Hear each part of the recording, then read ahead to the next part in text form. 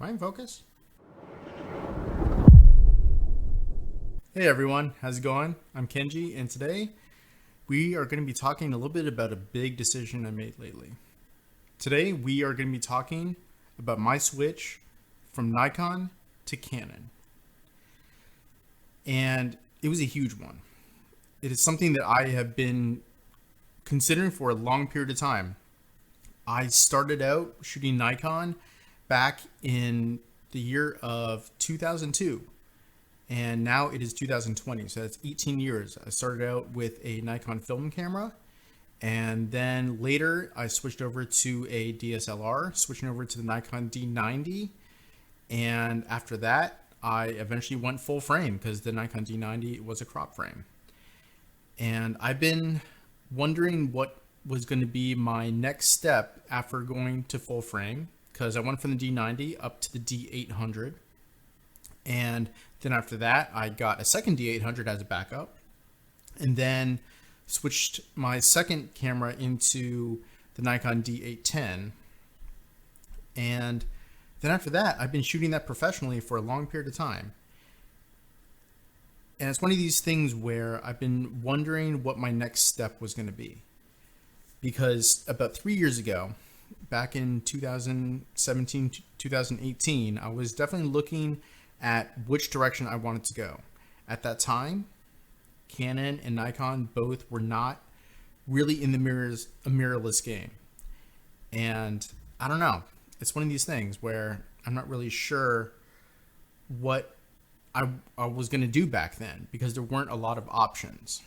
So let's talk about the options that I had. Back in 2018, when I was really starting to think about how I wanted to upgrade my gear, there was the Nikon D850 that was coming out, or that just came out, and it was a really awesome camera. And I really thought that I would eventually go to mirrorless, but I would first get the D850 and have that last me for, I don't know, another 5-7 years. And then eventually I can see where the market was going with mirrorless, and then make a decision at that point.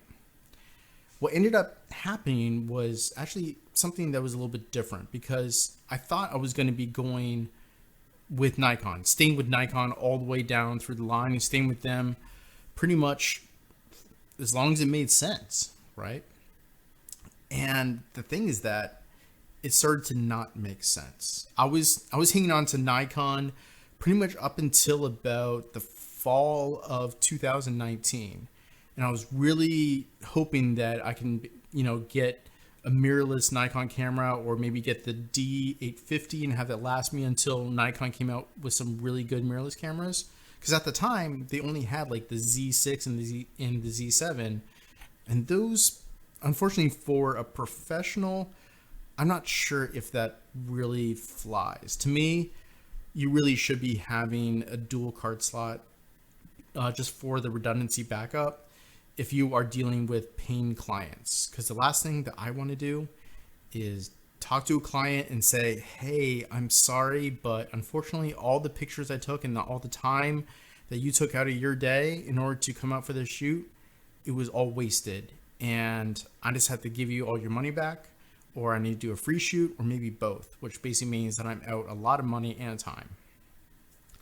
So the Z6 and Z7 were not a very good choice for me. And I was waiting for Nikon to come out with something better. And I was waiting and waiting. I was looking at all the various lenses that Nikon was developing for the Nikon Z6 and Nikon Z7. And I was pretty disappointed, because I shoot professionally. And when I shoot professionally, I really want to see some professional lenses, something in the f2.8 range for zooms. And they were coming out with a lot of consumer grade stuff. And then they also came out with the 58 millimeter 0.95 Noct lens for $8,000. And to me, I looked at that and I was like, why would they do that? That's not a great lens at all. It's at a kind of a weird focal length, because it's not an 85 millimeter that a lot of people use for portraits. So it's not that. And yet it's not a 50 millimeter, and it's not a 35 millimeter. Like 58 millimeter just seemed weird. And I wasn't sure if that was just a design choice that they had to make in order to make it so that it had that wide aperture. But nonetheless, I looked at that offering and I looked at the price tag of $8,000 and that it was manual focus. And with 0.95, if you're shooting at 0.95, there's no way that you should be manually focusing that, because the depth of field, if you're close enough to your subject, is so razor thin that you're probably going to maybe hit 1 out of every 10 shots, which is ridiculous. And so to make that a manual focus lens for $8,000 was kind of dumb in my opinion. It's one of these things where it's almost like in Jurassic Park, where Jeff Goldblum basically said, your scientists were so concerned with whether they could, they didn't stop to think that whether they should. And I really think that the engineers over at Nikon really should have taken a step back and said, okay, we have this 55 millimeter Z mount now. Should we really develop this 58 millimeter Noct lens that's manual focus? To me, that was a waste of money. And it really is not used by, it's just not a usable lens for a professional. So I saw that they made that decision, and both the Z6 and Z7 had single card slots. And I was waiting for them to come out with better lenses, in the professional lineup, and they weren't. So it was one of these things where I was starting to second guess, should I stay with Nikon?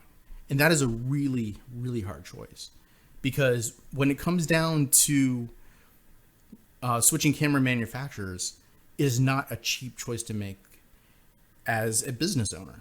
It's one of these things where I have a lot of Nikon Glass that can't be used on Sonys or Canons.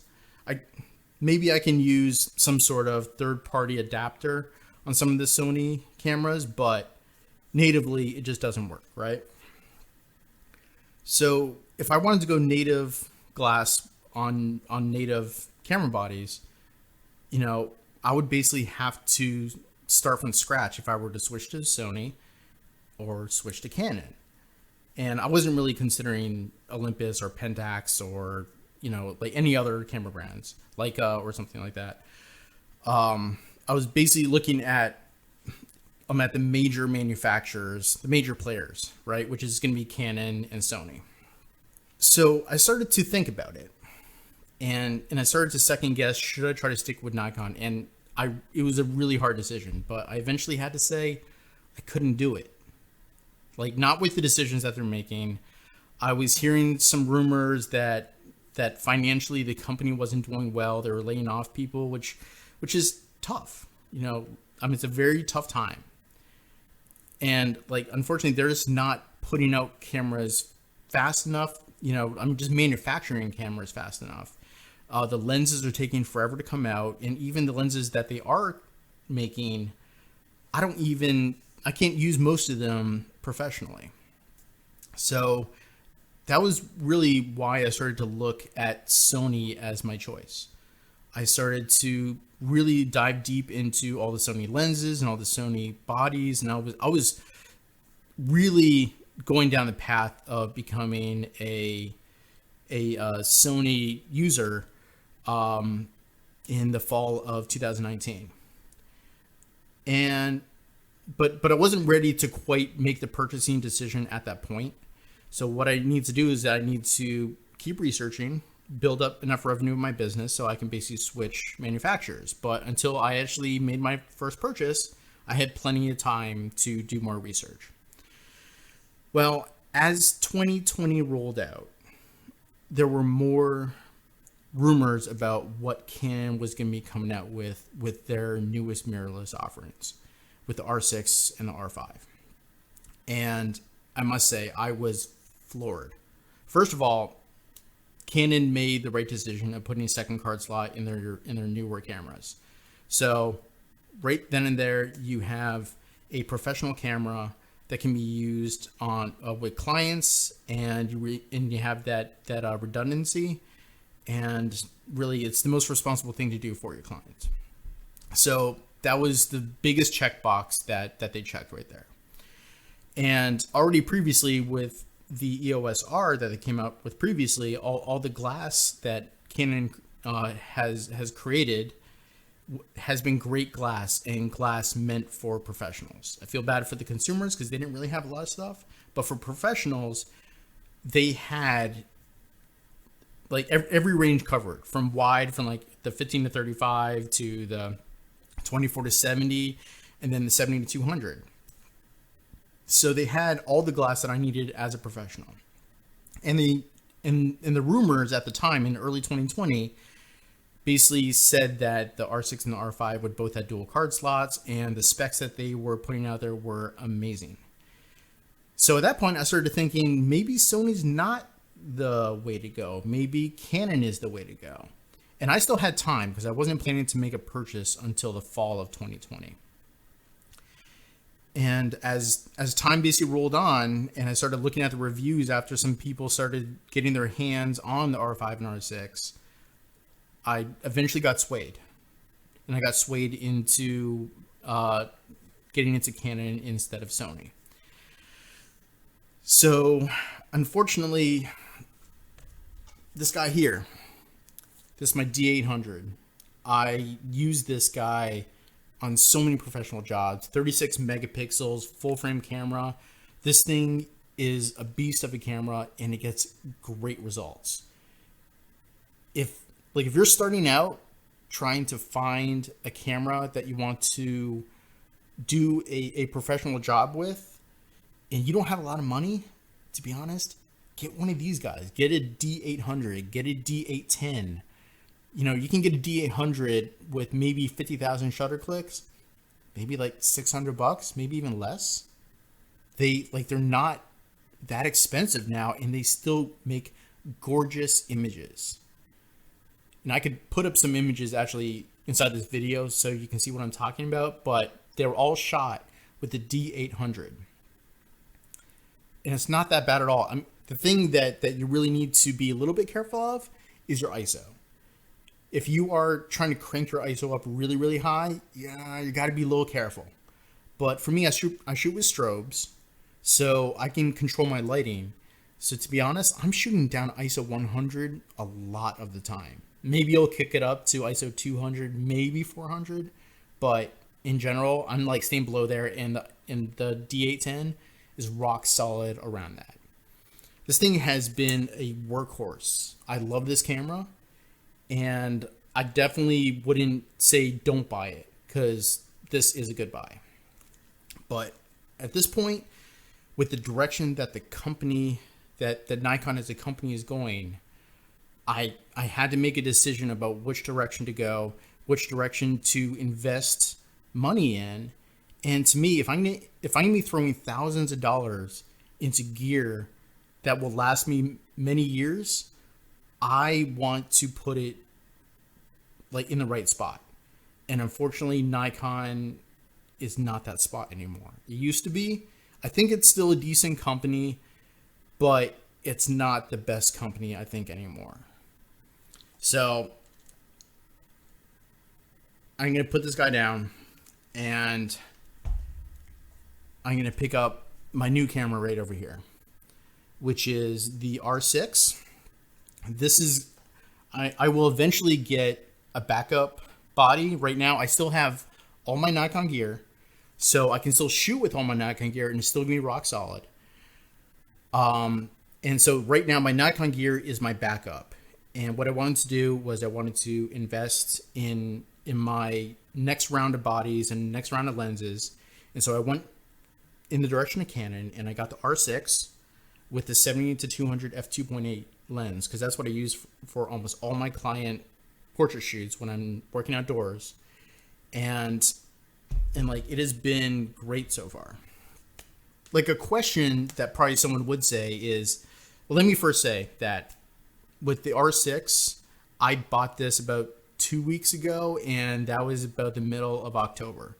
At that point, Nikon had already like leaked out multiple different things to the rumor sites and whatever about the new Nikon Z6 II and the Z7 II, and the stats on those cameras are terrific. And once the official announcement came out and I heard the price on it, I was actually floored, because the Z6 II was starting at like $1995 or something like that. Basically $2,000 for the Z6 II, which is I think a 24 megapixel camera.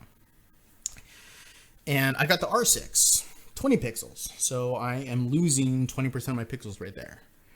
But the thing is that even after seeing that price, and I spent $2,500 on the R6, and the Z6 II has more megapixels, dual card slots, and it's coming out at $2,000. And I could use all my lenses on it. Having said that, I can use all my current lenses on it, maybe with an adapter, of course, with an adapter. But I can use all my lenses on it. It's $500 cheaper. And as dual card slots, it's basically almost everything that I asked for. But I still stand behind my decision. To me, like, Nikon's just putting out lenses way too slowly. The decisions on what lenses they are putting out haven't really been the best. They're finally putting out like those professional lenses, which is great. Unfortunately, you can't get your hands on it, even though they released it, just because they're sold out everywhere, and it's taking too long for those lenses to roll off the assembly lines. And if this is like, I just have this feeling that this is the writing on the wall, you know, that unfortunately it might just be a struggle in me just constantly waiting for Nikon to get things out or design the right lenses for me, that in the long term, I still believe that Canon was the correct choice. And I don't regret changing from the R6.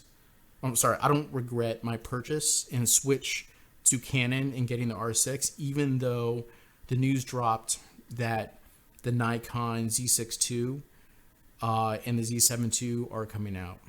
That's pretty much all my thoughts. And like, I just wanted to let people know my thoughts, and you might disagree with me. Nikon's definitely not a bad company. I just don't think that they're the front runner anymore. And not that they were for many years, but I just don't think that they are where they need to be for me to invest thousands of dollars in. And I just wanted to let people know what my decisions were, because I'm sure a lot of people are trying to make those same decisions. And it's one of these things where maybe this will help. And hey, that's all I'm trying to do. I'm just trying to get some words out there, trying to help you guys out. If my thoughts make sense to you, then maybe it'll help you make a decision one way or another. Maybe you completely disagree with me, and that's totally fine. If you like this, I would definitely appreciate it if you give me a like on this video, subscribe to my channel. I would love it. And until next time, take care.